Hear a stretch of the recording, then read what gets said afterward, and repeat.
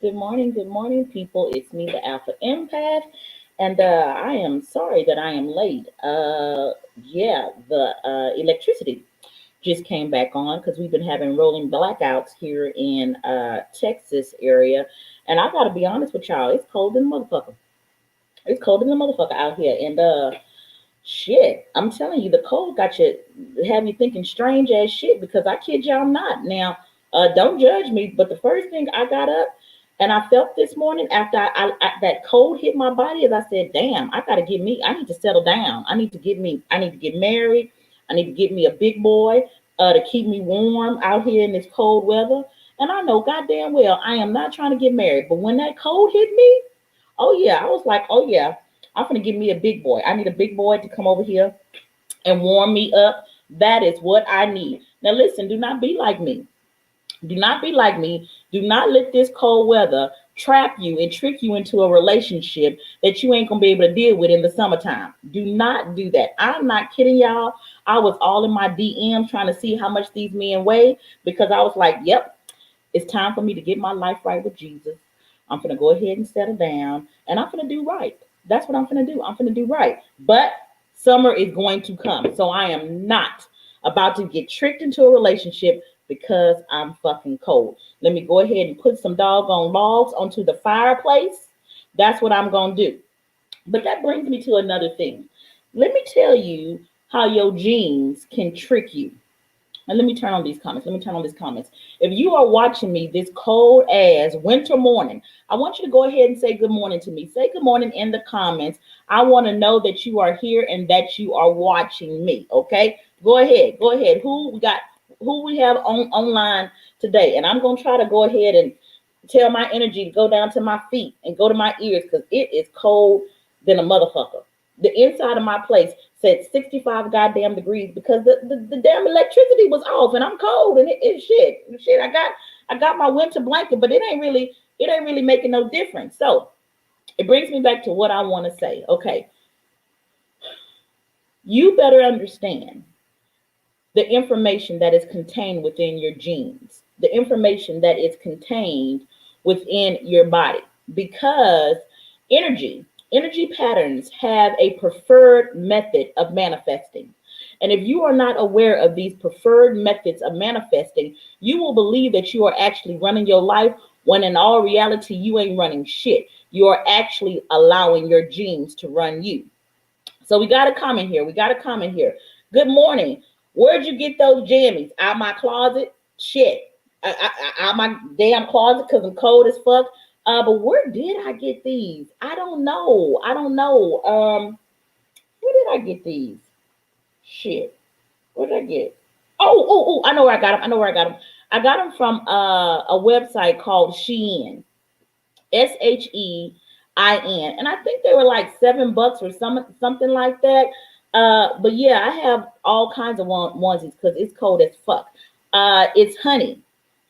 Hi, Honey. Good morning. Good morning. I'm thinking this is Honey Sohel, and not young cute face Honey. This is Honey Sohel. I'm thinking. I think. Okay.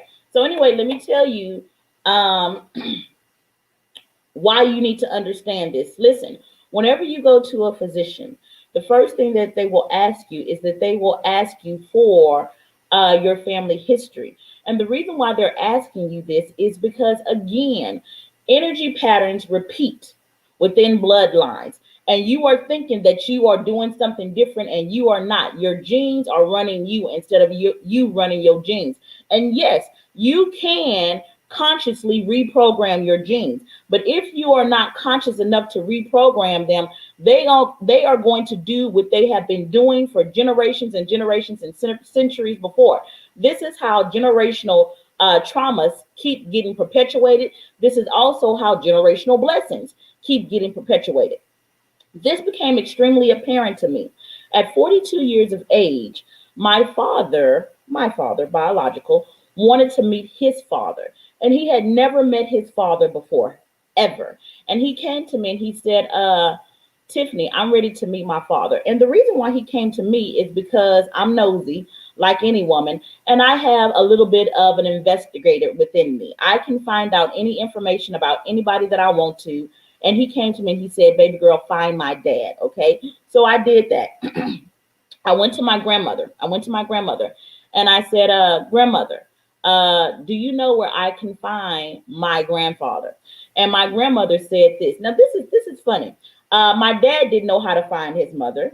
I mean, didn't know how to find his dad. He could have went to his mother, but for some reason he did not. He went to me, and I went to my grandmother. And I said, grandmother, tell me where I can find my grandfather. And she said, baby, last time I checked, he was in Lubbock, Amarillo. Now, now I need you to catch this. She said last time she checked.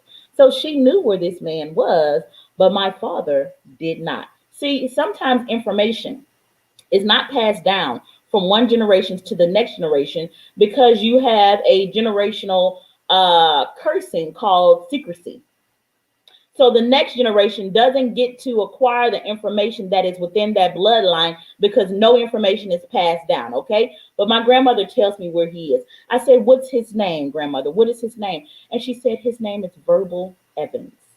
Verbal Evans. Now, that is not a common name. So when I looked him up in Lubbock, Texas, there was only one Verbal Evans.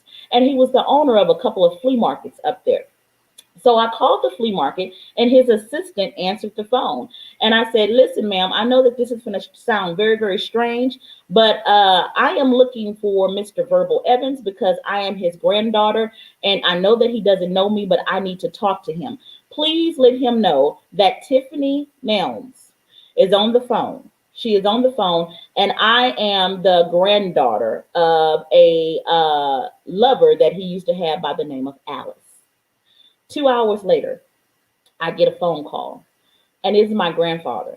Now, didn't nobody have to tell me that it was my grandfather? My genes knew that it was my grandfather because when I heard his voice, my skin got to tingling. It got to tingling. And I understand that when that happens, what that is now, it's a term called free zone.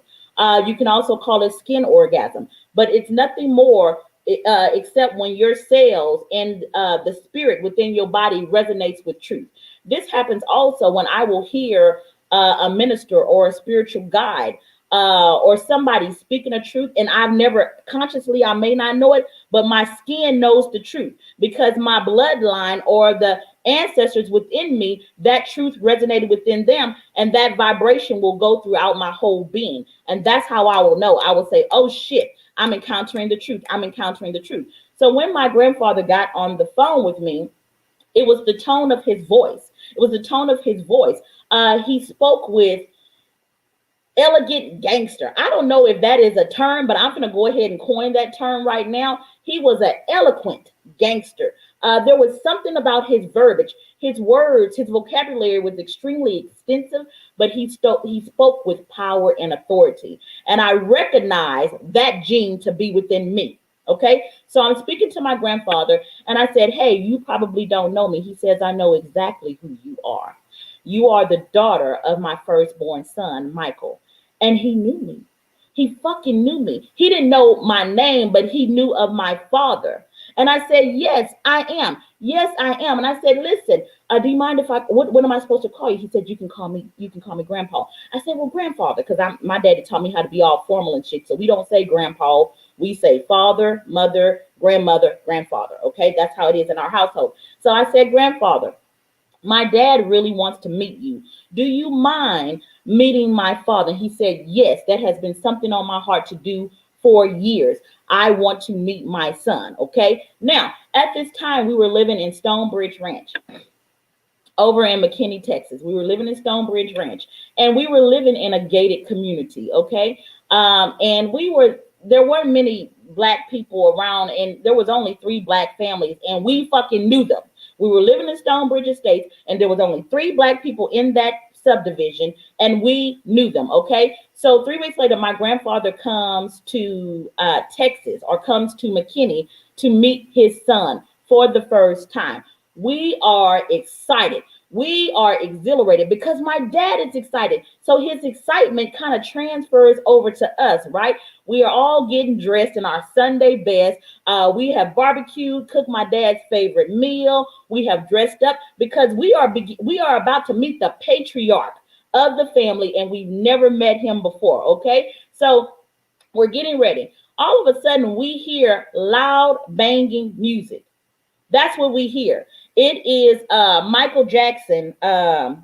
It's Michael Jackson, if I'm not mistaken. It's Michael Jackson, but it is loud. Now you have to understand, in McKinney, where we were living, yeah, you to be banging loud banging music, that's not really, it didn't really fit with the scenario. So we all come downstairs. We come downstairs to figure out what is going on. We see a gentleman pull up in a white 354 dually. That is what we see. Now, we know pretty much everybody in our neighborhood, and there is only one other person that has a white 354 dually in our neighborhood. And the gentleman that was in front of our home was not this person. So we was like, okay, who is it? We was not expecting our grandfather, because in our head, grandfathers are supposed to be old and they are not supposed to be banging loud Michael Jackson. They are not supposed to be doing that. But out steps this gentleman. He is tall. He has on sea turtle boots and he has on jeans. Okay. He has on a belt buckle, and on his belt buckle is encased a dollar sign with diamonds all around it. Okay. And he has on a flannel shirt and a cowboy hat. Now, when me and my siblings and my stepmother, we see this gentleman, we stare at him in amazement, because we are literally looking at the reincarnation of our father 20 years from now. We are looking at him in this man. The way, how much they looked alike, it was uncanny. It was absolutely uncanny, but it was more to it than that. I need you to understand this, how your genes will be in control of your life and you don't even know it. At this moment, our garage door opens. Our garage. Now we had garage, a garage that was attached to the house, and then we had a different garage that was custom made, because inside this custom made garage there is, when my father lets open the garage, inside is his white 350 Ford Dually. Now you might say, oh, that's a fucking coincidence. It is not. It is not. Okay. My grandfather has the same truck that my father currently has. It's even weirder. My father walks out. He has on ostrich boots, jeans, and he has a necklace around his neck that is a dollar sign encrusted with diamonds, and a cowboy hat. He had chosen on the same day to wear the same apparel that my grandfather had on. And I know what you're thinking. Oh, Tiffany's making this shit up. This is a lie. I kid you not. This is exactly what happened. So me and my siblings and my stepmom, we are looking back and forth, because this is weird to us. This is extremely weird to us. Our grandfather then comes into the home. My father has prepared a meal, and he prepared his favorite meal. That is what he did. My grandfather gets to the table. We are doing this because we're like, oh my God, grandfather has on a diamond encrusted dollar sign belt. Our father has on a diamond encrusted necklace. Grandfather is wearing sea turtle boots. Our father is wearing ostrich boots. They both have the same vehicle. They are both wearing jeans and a cowboy hat. This is crazy. So we serve our grandfather. Our grandfather is not eating the food. My father says, hey, Pop, this is actually my favorite meal, and I prepared this for you. Is there something, maybe you don't like it, maybe there's something else I can get you? And my grandfather says this. He says, no, son, this is actually my favorite meal as well. And when I was your age, I could eat like this, but I had to stop eating like this because I ended up having a heart attack. Okay, so it gets even weirder. My father, his profession of trade, he had decided to be an entrepreneur and also be a full-time pastor. My grandfather was also an entrepreneur and a full-time pastor. They had chosen the same fucking profession. Okay. My grandfather then began to tell us that his dad was a full-time pastor and his grandfather was a full-time pastor. So as much as I know, I am probably a fifth generation, maybe more so than that, of people in my bloodline that have dealt with spirituality. I chose the same fucking profession. No, I'm not a pastor, but I am a spiritual guide. I just chose not to run a church, okay? But it is the same thing. They both had the same amount of children, and they both had the same mannerisms, and they both chose the same kind of women. Now, at this moment, a truth dawns on my father, and it dawns on me as well. You see, my father had been thinking that his decisions were being made by his conscious mind. And when he looked into my grandfather's eyes and looked into his lifestyle, he saw his future. And he said, if something doesn't change within me, this man's end will also be my end. Cells and genes are conscious, they have memory. And if you don't allow your consciousness to become aware of the program that is running within your meat suit, your body, you are not awakened. I don't know what you want to call it, because being woke is such a cliche term right now.